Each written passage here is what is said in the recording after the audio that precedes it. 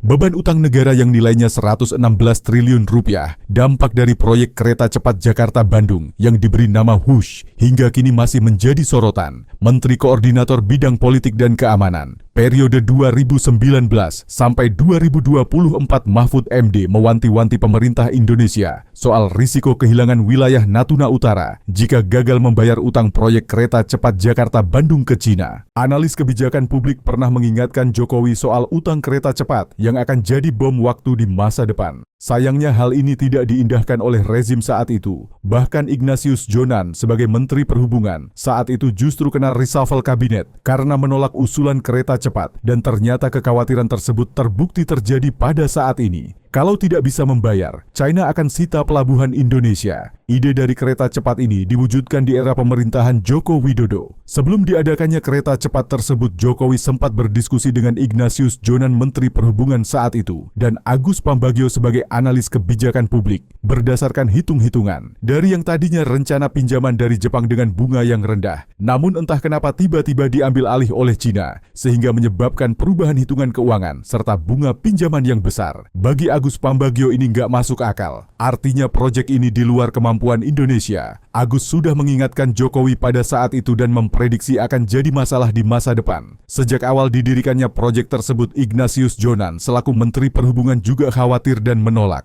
Bahkan mengatakan mending membuka jalur kereta komersial di seluruh Indonesia, tetapi tidak didengar. Awalnya proyek itu ditangani oleh konsorsium BUMN, yaitu Wika. Sayangnya Wika pada saat itu menyerah dan diserahkan pada KAI. Tetapi ternyata KAI hanya sebagai kasir pada saat itu, karena dananya lewat APBN. Akhirnya kita bisa melihat sendiri yang terjadi saat ini. Hutang kereta cepat mencapai 116 triliun rupiah. Dengan bunga 2 triliun per tahun, sedangkan penjualan tiket kereta cepat hanya 1,2 triliun per tahun keuntungannya. Kita mau bayar lewat mana? Sampai-sampai Menteri Keuangan Purbaya dirinya ogah bayar utang kereta cepat pakai APBN. Karena ini persoalan bisnis BUMN, jadi seharusnya bisnis ini dibayar dan dikelola oleh joint venture antara induk perusahaan BUMN saat ini. Dan perlu kita ketahui bahwa jika tidak dibayar, maka ada kemungkinan pelabuhan milik Indonesia khususnya di Natuna akan diambil oleh Cina berdasarkan perjanjian pinjaman. Seperti yang pernah dialami Sri Lanka beberapa tahun lalu, yang mana pelabuhan mereka diambil karena nggak bisa bayar hutang